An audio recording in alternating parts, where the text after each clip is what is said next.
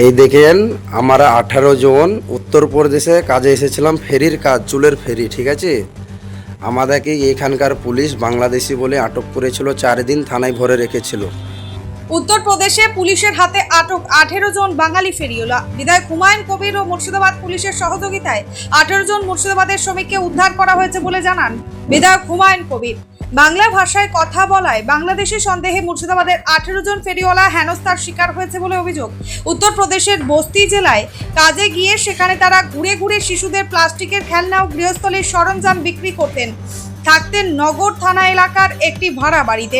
অভিযোগ, শুক্রবার গভীর রাতে তাদের বাড়িতে হানা দেয় পুলিশ। বাংলাদেশি সন্দেহে তাদের আটক করে থানায় নিয়ে যাওয়া হয়। দাবি, পরিচয়পত্র দেখালেও রেহাই মেলেনি, বরং হিন্দি বলতে না পারা এবং বাংলায় কথা বলার জন্য তাদের উপর অকথ্য অত্যাচার চালানো হয় বলে অভিযোগ। খবর পেয়ে থানায় যান বাড়ির মালিক। ওই 18 জনকে ছেড়ে দেওয়ার জন্য তার কাছ থেকে টাকাও দাবি করা হয় বলে অভিযোগ। এরপরেই ভাড়া বাড়ির মালিক ফেরিওয়ালাদের বাড়িতে খবর দেন। পরে বাড়ির লোকেরা বিষয়টি স্থানীয় থানায় জানিয়েছেন। মুর্শিদাবাদ জেলার বহরমপুর থানার 15 জন, শক্তিপুর থানার 2 জন ও সালার থানার 1 জন সহ মোট 18 জনকে বাংলাদেশি সন্দেহে আটক করে উত্তরপ্রদেশ রাজ্যের নগর বাজার থানার পুলিশ। ঘটনাটি জানতে পেরে ভরতপুরের বিধায়ক হুমায়ুন কবির দ্রুত রাজ্যসভার সাংসদ সম্মানীয় শামিরুল ইসলাম ও মুর্শিদাবাদ জেলা তৃণমূল কংগ্রেসের চেয়ারম্যান ভাই আলহাজ্জ নিয়ামত শেখ এবং রাজ্য ও জেলা প্রশাসনের সঙ্গে যোগাযোগ করেন এবং তেনাদের হস্তক্ষেপে মুর্শিদাবাদ জেলার 18 জন পরিযায়ী শ্রমিককে গতকাল রাতে উত্তরপ্রদেশ পুলিশের কাছ থেকে উদ্ধার করা হয়েছে বলে জানান। বিষয়টা হচ্ছে যে আমাদের মাননীয় মুখ্যমন্ত্রী অনেক আগে থেকেই বারবার বাংলা ভাষায় কথা বলার জন্য বিজেপি শাসিত রাজ্যগুলোয় যেভাবে বাঙালিদের নির্যাতন করা হচ্ছে এবং তাদের পুলিশি হয়রানি করা হচ্ছে এবং তাদের মুসলিম হলেই তাদেরকে বাংলাদেশি দিকে দিয়ে বাংলাদেশি বলে আখ্যিত করে তাদেরকে পুলিশ আটকে রেখে কখনো কখনো বাংলাদেশে পাঠিয়ে দেওয়ার অপচেষ্টা করা হচ্ছে। এছাড়াও তাদের প্রচণ্ডভাবে নির্যাতন করা হচ্ছে। আমাদের বহরমপুর থানার অন্তর্গত কাঁদি বিধানসভার অন্তর্গত হালসানাপাড়া গ্রাম, সাটুই গ্রাম পঞ্চায়েতের হালসানাপাড়া গ্রামের 15 জন পরিযায়ী শ্রমিক, সবাই তারা মুসলিম, এবং আমার শক্তিপুর থানার অন্তর্গত আমার বাড়ির পাশে নতুনপাড়া গ্রামের 2 জন, এছাড়াও আমার বিধানসভার সালারের থানার অন্তর্গত 1 জন, মোট 18 জন ব্যক্তি গত 4 দিন ধরে বাস্তি ডিস্ট্রিক্টের নগর বাজার থানা তাদেরকে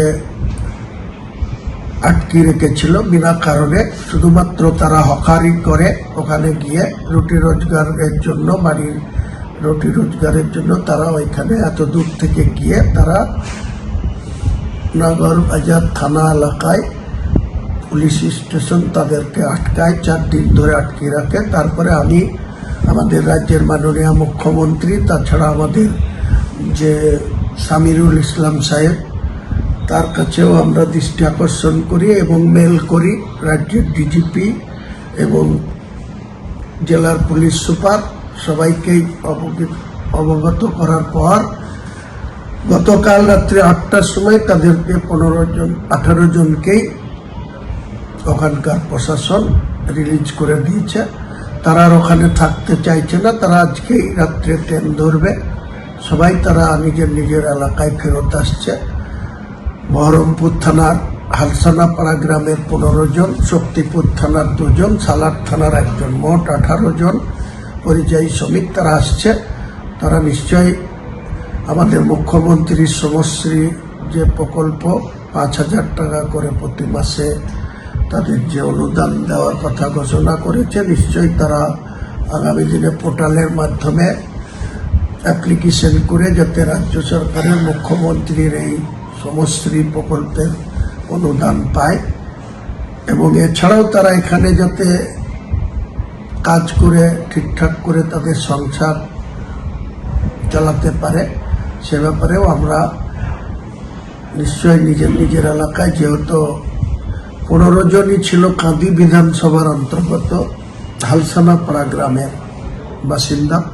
এছাড়াও রেজিনগর বিধানসভার অন্তর্গত শক্তিপুর থানার অন্তর্গত 2 জন নতুন পাড়া গ্রামের, এবং আমার কনস্টিটুয়েন্সি সালার থানার অন্তর্গত 1 জন, মোট 18 জন। 18 জনকেই রাজ্যের পুলিশ প্রশাসনের হস্তক্ষেপে গতকাল রাত্রে 8টার সময় থানা থেকে রিলিজ দেওয়া হয়েছে। এবং আমি রাজ্য প্রশাসনকেও আন্তরিকভাবে, পুলিশ প্রশাসনকে, বিশেষ করে ডিজি সাহেব, পুলিশ সুপার, তাদেরকে আন্তরিক ধন্যবাদ জ্ঞাপন করছি। আর পরিযায়ী শ্রমিক, তারা তোমরা নিশ্চিন্তে বাড়ি চলে এসো, এখানে এসে নিজের সংসার চালানোর জন্য যা যা তোমাদের প্রয়োজন তোমরা নিজে এখানে কর্ম করে খাও। আমরা তোমাদের সঙ্গে আছি, আমাদের দিদি মমতা বন্দ্যোপাধ্যায় তোমাদের সঙ্গে আছে, পশ্চিমবঙ্গ সরকার তোমাদের সঙ্গে আছে, পুলিশ প্রশাসন তোমাদের সঙ্গে আছে, নিশ্চিন্তে থাকো। ব্যুরো রিপোর্ট, চেতনা নিউজ।